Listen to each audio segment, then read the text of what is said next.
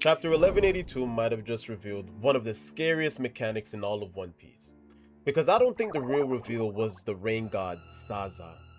I think the real reveal was how ZaZa appeared in the first place. And this chapter honestly gave us a lot to unpack, from Killingham's dream ability potentially revealing how myths can physically manifest, to Somers implying that Emu may not even properly exist within this world. We also got strange implications about Omen after Zoro notices steel-like remnants being left behind after the ability was used, which makes me wonder if Emu's powers are actually magic at all, or are they some form of ancient manifested weaponry? Because Emu did mention that Omen was his military might. He might mean military might in a more literal sense than we actually think. And then there's Ragnar recognizing Emu, which feels connected to a much older history we still don't fully understand. And even smaller moments like Biblos saving the books continue one of One Piece's biggest running themes, that truth can survive even destruction. So in this video, I want to break down what ZaZa might actually represent, how dreams may function in One Piece, what Omen truly is, and why this chapter may be hinting that the gods of One Piece were never truly gods at all. Because think about what Oda is implying here. A nightmare, a cultural myth, a creature born from fear was physically manifested into reality. And if dreams can materialize myths, then what exactly are devil fruits? See, Vegapunk already told us devil fruits come from human desires, meaning One Piece has always connected imagination, emotion, and physical reality. And now we have a chapter where literal fear manifests into the world through dreams. That cannot be accidental, especially in a story where belief creates legends, rhythm awakens gods, and inherited will survives centuries. Now, the creepiest part about ZaZa is that this thing might not even be entirely fictional. Because yes, Killingham says this creature came from his nightmare, meaning he didn't intentionally summon some ancient god. It emerged accidentally through his dream ability. But honestly, that may be even more disturbing, because dreams don't create things from absolutely nothing. They pull from memory, fear, stories, and subconscious imagery. And the fact that Killingham specifically dreamed of something called the rain god ZaZa implies that this idea already existed somewhere within him, which raises a terrifying possibility. See, what if ancient myths in One Piece aren't fully fictional?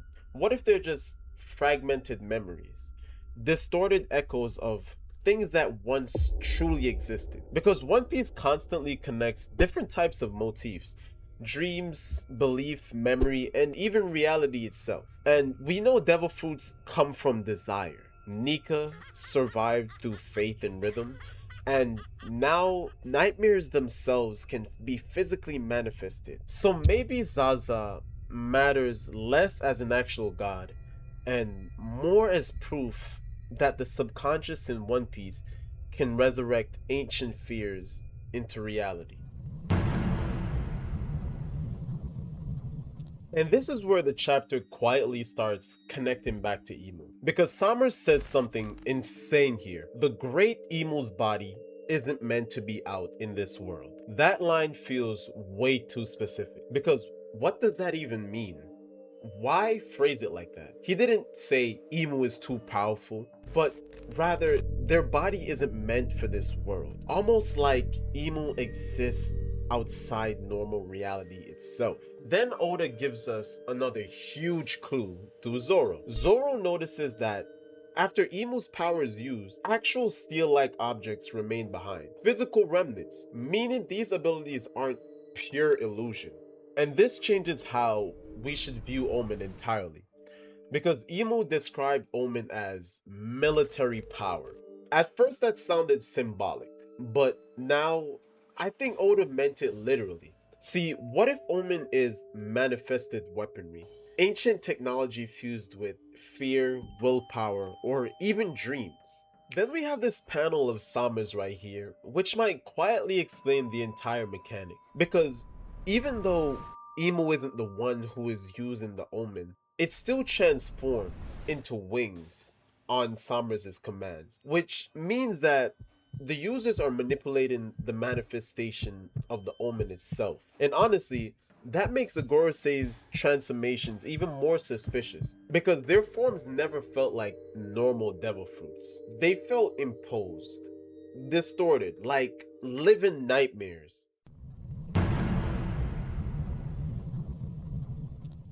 But the most important reveal in this chapter to me was Ragnar and Emo's interaction with each other. Because this interaction confirms history between them, ancient history. And when Emo calls someone a traitor, I actually don't think they're referring to Ragnar.